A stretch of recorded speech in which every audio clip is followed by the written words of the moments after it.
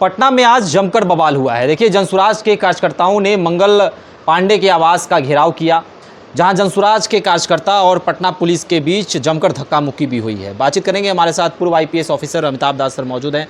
Sir, कैसे देखते हैं आज जनसुराज के कार्यकर्ता अहले सुबह मंगल पांडे के आवास को घेरने पहुंच गए, वहां के जो सुरक्षाकर्मी थे महिलाओं के साथ धक्का मुक्की, जनसुराज के नेताओं को गिरफ्तार करके ले जाया गया है। जी, ये जो मंगल पांडे हैं स्वास्थ्य मंत्री हैं बिहार के, हेल्थ मिनिस्टर हैं, और मेरी राय में लगता है बिहार के इतिहास के सबसे नकारा, सबसे अयोग्य स्वास्थ्य मंत्री हैं मंगल पांडे।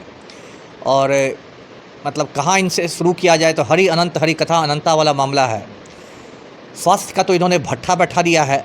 आज जो मतलब घेराव था उसकी मैं पृष्ठभूमि बताता हूँ। अभी 10-15 रोज़ पहले मुजफ्फरपुर में एक कुढ़नी इलाका है, कुढ़नी में एक 9 साल की गरीब बच्ची थी, दलित समुदाय से आती थी। उसके साथ गुंडों ने रेप किया और उसके बाद उसकी हत्या करने की कोशिश की, उसके गले पर वार वगैरह कर दिया।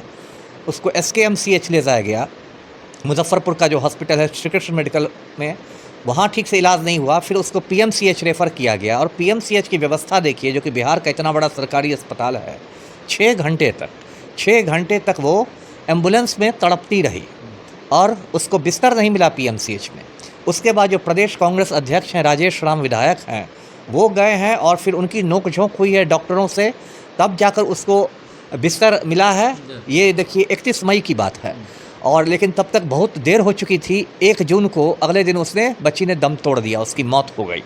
तो कितनी दुखद बात है। उसके बाद जब ज़्यादा हंगामा हुआ तो जैसा होता है सरकार में कि कुछ लोगों को बलि का बकरा बनाया गया, तो PMCH के जो मतलब प्रभारी ये थे, अधीक्षक थे, उनको ये कर दिया गया, पदमुक्त कर दिया गया स्वास्थ्य विभाग की ओर से।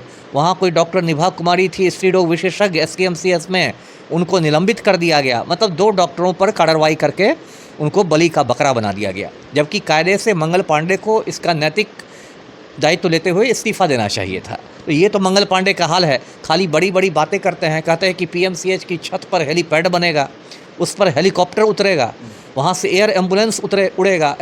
अरे आप क्या बातें बड़ी बड़ी कर रहे हैं। हेलीकॉप्टर उतारने की बात कर रहे हैं और एक बच्ची 6 घंटा तक एम्बुलेंस में तड़पती है। उसके देखिए 15 दिन पहले NMCH Nalanda medical college hospital में कांड हुआ था। एक मरीज़ डायबिटीज़ का था, वो भर्ती हुआ, रात में भर्ती हुआ, सुबह में उसने देखा कि उसके 4-5 उंगलियाँ चूहे काट के चल चुके हैं। ये स्थिति है। और जब मंगल पांडे से बात की जाए तो इनका एक तकिया कलाम है 2005, तुरंत शुरू है। 2005 के पहले ये था। अरे 2005 कब बीता, अभी 2025 है। 20 साल में क्या किया आपने। इसी तरह कुछ साल पहले मुजफ्फरपुर में आपको चमकी बुखार फैला था, है ना, उसमें 50 बच्चे मर गए चमकी बुखार में। उसके बाद मंगल पांडे ने स्वास्थ्य विभाग की एक उच्च स्तरीय बैठक बुलाई पटना में समीक्षा के लिए। अब इनका पहला सवाल क्या था वो सुनिए। उसमें विश्व कप क्रिकेट चल रहा था, तो मंगल पांडे का पहला सवाल था अधिकारियों से और डॉक्टरों से कि विश्व कप क्रिकेट में क्या स्कोर है। मतलब समझ आइए कि जो बिहार का स्वास्थ्य मंत्री है, चमकी बुखार पर समीक्षा बैठक हो रही है, वो इतना संवेदनहीन है कि उसका पहला सवाल होता है कि वर्ल्ड कप क्रिकेट का स्कोर क्या है ना। संवेदनहीनता देखिए।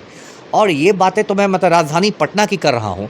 आप सोचिए तो दूर दराज के गाँव हैं, उनमें क्या स्थिति है।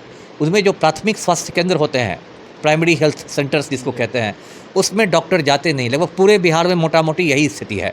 जिसकी वहाँ मतलब पदस्थापन जिसका होता है, वो डॉक्टर शहर में रह के प्राइवेट प्रैक्टिस करता है। और जो 12 महीने के उसको वेतन मिलते हैं साल में, उसमें 1 महीने का वेतन वो सिविल सर्जन को दे देता है घूस में। और बदले में सिविल सर्जन उसके खिलाफ कोई एक्शन नहीं लेता है, कोई अनुशासन की कार्रवाई नहीं होती है। ये मोटा मोटी रैकेट पूरे बिहार में चल रहा है। और PHC की स्थिति इतनी ख़राब है कि बड़ी बड़ी चीज़ें छोड़ दी जाए कि वेंटिलेटर और ये सब छोड़ दिया जाए, वहाँ रुई और सुई भी उपलब्ध नहीं रहता है ना। और इसलिए बिहार के जब बड़े बड़े नेता बीमार पड़ते हैं तो आप देखिएगा कि सब बाहर जाते हैं। पलटू राम को भी आँख का इलाज कराना रहता है, दिल्ली जाते हैं। बात करते हैं कि हमने बिहार को बदल दिया, लेकिन बिहार में सरकारी अस्पताल में ये स्थिति नहीं है कि पलटू राम यहाँ पर आँख दिखा सकें। तो और उसी मंगल पांडे के घेराव के लिए जनसुराज पार्टी ने आज वहाँ कार्यक्रम रखा था। जनसुराज पार्टी के जो प्रदेश अध्यक्ष हैं मनोज भारती, बुजुर्ग आदमी हैं, भारतीय विदेश सेवा में थे, यूक्रेन में भारत के राजदूत रह चुके हैं, वो भी थे। और उनको भी पुलिस मतलब बहुत बुरी तरह धकियाते हुए ले जा रही थी, जैसे कि कोई मतलब आतंकी हो। यहाँ बिहार में ये हालत है कि मुख्यमंत्री माफिया डॉन के सामने चपरासी के जैसा खड़ा रहता है और एक रिटायर्ड IAFS ऑफिसर को पुलिस धकिया रही है। और मनोज भारती का मैंने देखा वीडियो में कि चश्मा भी नहीं था। अब पता नहीं चश्मा उनका धक्कम धुक्की में गिर गया, टूट गया, क्या हुआ। अब उसमें बातें आ रही कि कुछ रिपोर्टर को भी पकड़ के ले गया गया, उनको आप कैसे पकड़ सकते हैं? ये जनतंत्र है, वो चौथा स्तंभ है जनतंत्र का, मीडिया, और वो लोग समाचार संकलन के लिए यदि गए हैं तो उनको आप किस गुनाह में पकड़ लेते हैं? और मंगल पांडे तो मतलब शर्म निरपेक्ष आदमी है, शर्म हया छोड़ के काम करते हैं, अंदर में बैठे होंगे, क्रिकेट का स्कोर देख रहे होंगे। तो जो कुछ हुआ है ये बहुत दुर्भाग्यपूर्ण हुआ है। देखिए 4.5 महीने बाद बिहार में चुनाव है, जो मंगल पांडे सब अभी सत्ता के नशा में घूम रहे हैं, सबको पब्लिक सबक सिखा देगी। जी, अपराधियों के सज़ा का जो प्रावधान है, परसों की घटना है जहां पर बेतिया के एक बच्ची के साथ रेप हुआ था, उसमें 8 साल के बाद सज़ा मिली है। और कई ऐसे मामले होते हैं जहां पर पुलिस अपराधियों को पकड़ तो लेती है, लेकिन उनको सज़ा जो है बहुत दिनों के बाद मिलता है, उस बीच में बेल भी मिल जाता है बहुत सारे अपराधियों को। तो कैसे देखते हैं सर कि त्वरित कार्रवाई होनी चाहिए?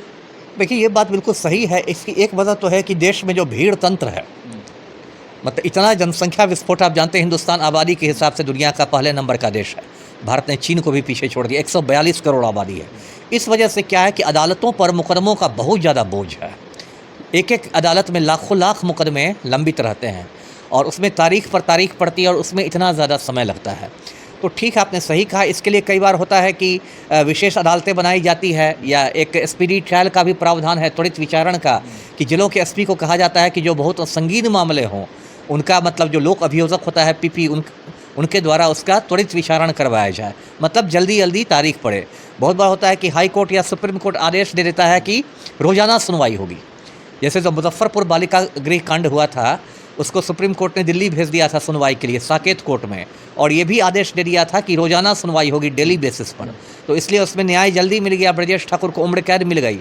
लेकिन जब इस तरह के आदेश नहीं रहते हैं तो आज एक तारीख आज मिलती है, अगली तारीख 6 महीने बाद, फिर अगली तारीख 7 महीने बाद, फिर बीच में गर्मी की छुट्टी हो जाती है कोर्ट में, क्रिसमस की छुट्टी हो जाती है, तो इसमें समय लगता है और ये एक चिंता का विषय है। जी चलिए, तो जनसुराज के कार्यकर्ताओं के बीच झड़प हुई है। मुजफ्फरपुर का मामला था, रेप मामला, जिसमें बच्ची कि पीएमसीएच में बच्ची का निधन हो जाता है और उसके बाद जनसुराज लगातार इस पर आवाज़ उठा रही है। मंगल पांडे इस्तीफा दो के नारे के साथ पूरा मंगल पांडे का आवास का घेराव आज जनसुराज के कार्यकर्ताओं ने किया है। पुलिस के साथ नोकझोंक हुई है, धक्का मुक्की हुई है, कई महिला कार्यकर्ताओं को चोटें भी आई हैं। जनसुराज के प्रदेश अध्यक्ष को पुलिस पकड़ कर भी ले गई है, गाड़ी में बैठे वो नज़र भी आ रहे हैं। आपको क्या लगता है इस मामले को लेकर? क्या मंगल पांडे स्वास्थ्य मंत्री को इस्तीफा सौंपना चाहिए? आप भी हमारे साथ कमेंट सेक्शन में अपनी राय रख सकते हैं। धन्यवाद।